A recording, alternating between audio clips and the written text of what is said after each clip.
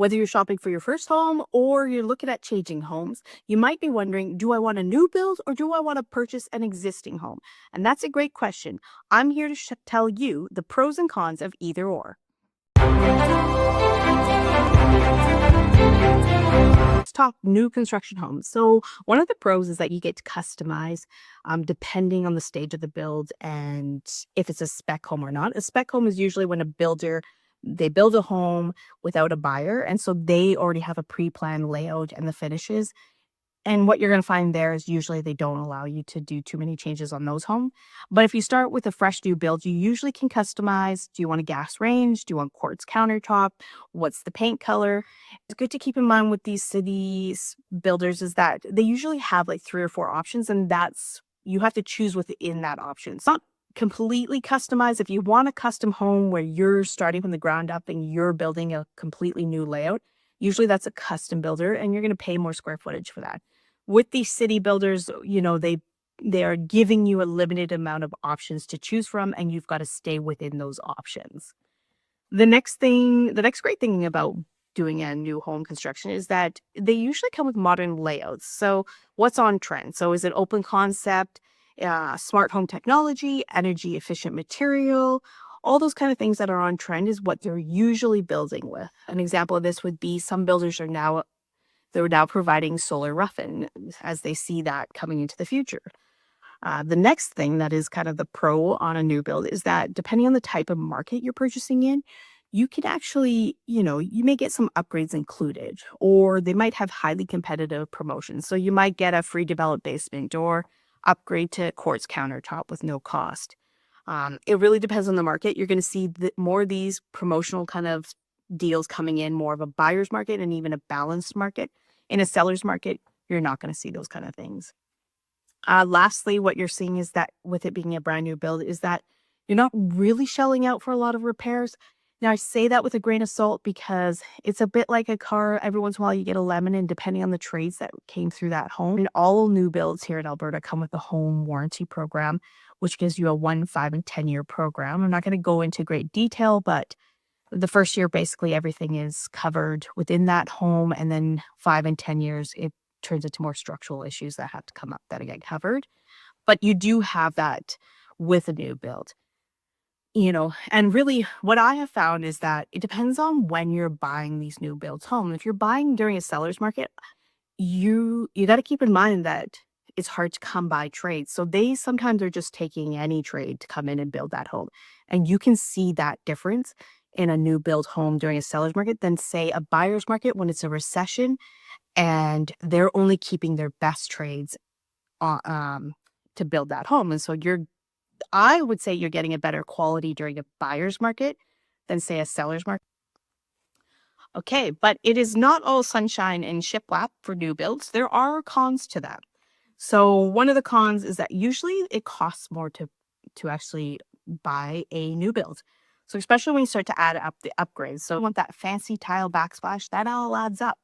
So there's a lot of out-of-pocket expenses that you may not realize you will need sooner than later. So usually new builds, they may come with the front yard landscape, but usually the backyard's not landscaped. Usually the fence isn't done. If you've got a detached home without a garage, the garage is not done. Sometimes they don't even pour the concrete pad. So those are all added expenses that you're going to have to do out of pocket, and some sooner than later, especially if you have little ones or dogs, you're going to need to fence that backyard. So it's something to keep in mind. The other thing is that you're moving into a still developed neighborhood. So think no mature trees, construction noise, dust storms, and maybe waiting a while for that community swimming pool that they've promised. It's also good to note that plans do change. Here in Airdrie, there is a community called Lanark, and originally it was supposed to be the first man-made lake outside of Calgary.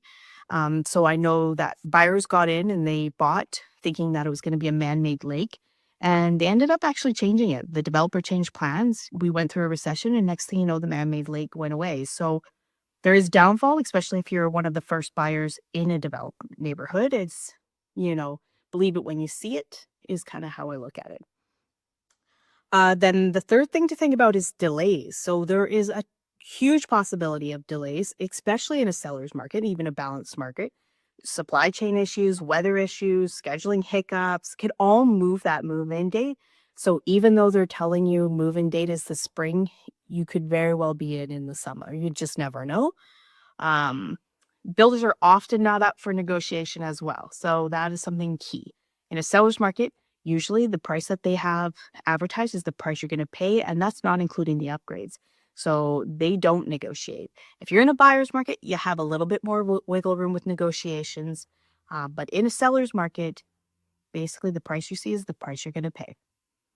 Now, let's talk existing homes, okay? So they're the charming, been around the block kind of homes. So they're often more affordable per square footage than new builds. You're also going to be moving into a more mature neighborhood. So think big trees, finished landscape, fences done, garages done.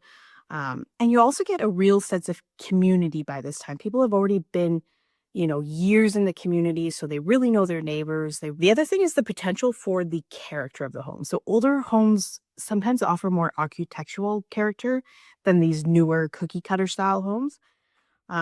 Think hardwood floors, crown molding, quirky built-ins. Sometimes you just don't see those in a builder's show home.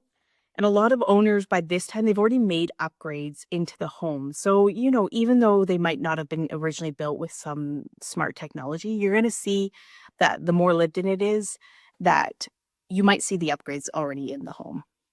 There's often also more room to negotiate on price, so closing dates and other things compared to builders. But here's the flip side to an existing home. So, older homes need updates sometimes, and you might be dealing with a roof that's seen better days, an ancient furnace, or those retro single pane windows that are so cute until you've got to pay that utility bill in the winter. You'll also notice that some of the products that you use to build are no longer to code or legally allowed. So, think asbestos, poly B. These can be costly endeavors, especially if you don't know what you're looking for and you don't know where to spot it. That's where an agent can really come in, an experienced one, if they can spot that poly B, they know the age of the home and, maybe what is no longer up to code for that age of the home. Also, if you love the open concept, you might not find that in an existing home. You might have to do some renovations, knock out a wall or two. Um, so again, it depends on your level of comfort of renos. Although I say that because again, you could find already renovated homes from an existing home that has all those bells and whistles. So this is more of a hasn't been touched kind of home. Energy efficiency is also another thing to think about, and it can come with a high cost to retrofit for those things at times. So beyond those points, things to think about is location. So you've got to think existing homes are often situated close to city centers. They're offering shorter commutes and established amenities, where new construction might be in developing areas, which could mean longer drives out, no new facilities. That grocery store might not be, 2 blocks away. It might be, you know, 3 city blocks away, just say.